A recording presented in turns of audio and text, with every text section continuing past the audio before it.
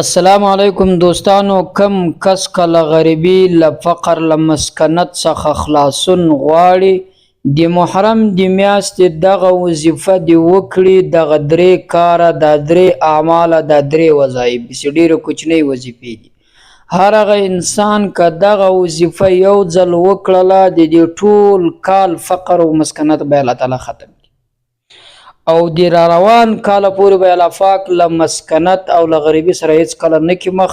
داسې بې غني کې، داسې بې مالدار کې، له یو داسې طرف ته خبا پر ده باندې د رزق دروازې را خلاصې کړي چې هغه طرف ته د انسان به سوچ او فکر او ګمان هم نه وي. نو هر انسان که دا غواړي په زندګي کې، نو هغه دې په دغو درو اعمالو، په دغو درو وظایفو باندې عمل وکړي. کم چې زه نن تاسو ته ښیم چې ډېرې بهترینې وظیفې دي. یو کوچني سرتونه دي. دغه وظیفې چې څوک وکړي، انشاءالله د دې په کولو سره به الله تعالی د دې ټول کال قرضې الله تعالی ور ختم کړي، د دې ټول کال مشکلات به ختم کړي، د دې ټول کال پریشانی به الله تعالی ختم کړي.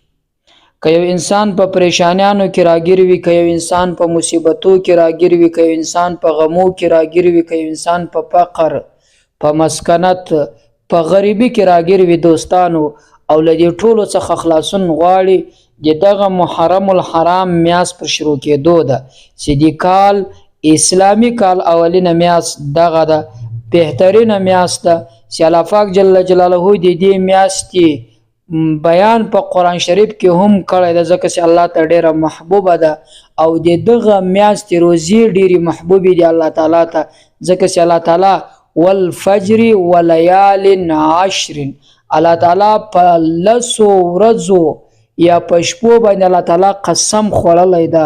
کتابونو کې راځي چې هغه دغه لس ورځې دي چې د محرم الحرام دي. نو دوستانو، دا اسلامی کال پر شروع کېدو ده. یو خو عیسوي کال ده چې 2015 دا عیسوي کال ده.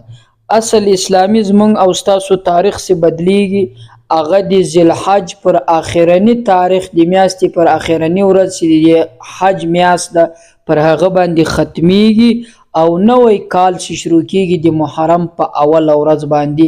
هغه محرم چې مثلا ډیرو خلکو ته د محرم میاشت لدې معلومیږي چې په دې کې شیګان خپل ځانونه وي، هغه خپل ماتم کوي، که څه هم هغه د شریعت خلاف نه په قرآن نه په حدیث په هیڅ کې نسته. خو د مونږ مسلمانان ورونه چې دي هغو ته اسلامي تاریخ نه ده معلوم، ډیرو کمو ته معلوم وي. که چاته هم د محرم میاشت معلوم وي، هغه له دې معلوموي چې مثلا د شیګانو ورځ رانږدې شي، نو بیا دوی ته معلومه شي چې نن خو نو مثلا محرم الحرام ده، ځکه چې په دې میاشت کې شیګان ځانونه ولي. نور داسې نه ورته معلومیږي چې دا خو اسلامي میاشت ده، اسلامي تاریخ له دې شروع کیږي. او د دې په حقیقت که سړی خبر شي چې دا دومره فضیلت لري، دومره بهترینه میاشت ده، په دې کې عبادت زیات ثواب لري، په دې کې وظیفې زیات ثواب لري، په دې کې روزې نیول زیات ثواب لري، بیا به هغه انسان د ټول کال لپاره دې ورځو ته انتظار کوي. بیا به د دې ورځو په انتظار باندې ناسي چې ربه ته دغه ورځ زر پر موږ باندې راولې، هسې نه چې موږ له دې دنیا څخه رخصت شو او دا ورځې موږ ته رانږدې نه شي. نو د دې ورځو په د دې شپو په حقیقت څوک خبره نه ده، د دې په قدر څوک خبر نه ده. نو ځکه چې داسې لا اباله دي مثلا مسلمانان ډیر چې په دې شپو کې چندانې باک نه کوي، په دې ورځو باندې چندانې باک نه ګرځوي. نو لہذا دوستانو، د سورة الاخلاص ان اعطیناک الکوثر دغه دوه سورتونه او ورسره سره مثلا د دغو باوجوده له تاسو سره مثلا چې دوه سورته دي او ورسره سره یو کوچنی درود شریف د دې عمل وکړي، انشاءالله که رزق غواړي رزق به الله درکړي، که رشته غواړي رشته به الله درکړي، او که هر جایز حاجت پوره کول غواړي الله تعالی در پوره کړي. خو دا به څه وخت کوئ؟ دا به کوشش وکړئ، اولین به کوشش کوئ په داسې وخت کې بیا کوئ چې کله د محرم میاشت ووینئ. خو که بیا له چا څخه تېره سوه یا ونه لیدله، په نورو ورځو باندې هم کولی شي. د وظیفې طریقه داسې ده چې کله مو د محرم میاشت ولیدله، پر هغه ځای باندې ورته ودرېږئ یا ورته کښېنئ چې هر ځای باندې وي. اولین به تاسو دا درود شریف ووایاست 11 واره، اللهم صل علی محمد وعلى آل محمد. بس دا به 11 واره ووایاست. له هغه نه بعد به 11 واره سورة اخلاص ووایاست، قل هو الله احد الله الصمد لم یلد ولم یولد ولم یکن له کفوا احد، دا به ووایاست.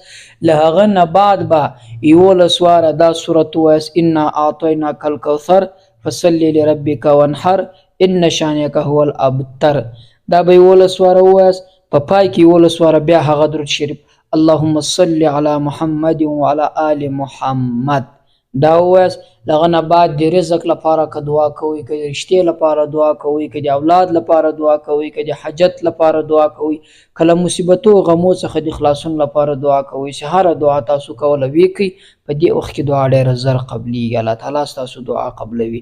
نو انشاءالله ستاسو دعا به قبوله سي او ستاسو څه وخت هغه به الله تعالی درکړي. نو دا وظیفه و دوستانو د محرم د میاشتې په لیدو وخت کې هم کولی سي، له هغه نه بعد که تېره سوې وه په هغه ورځ کې هم کولی سي او له نورو ملګرو سره هم شریکه کړئ. پر الله تعالی مو سپارم. الله مو آباد او کامیاب لره. السلام علیکم ورحمت الله وبرکاته.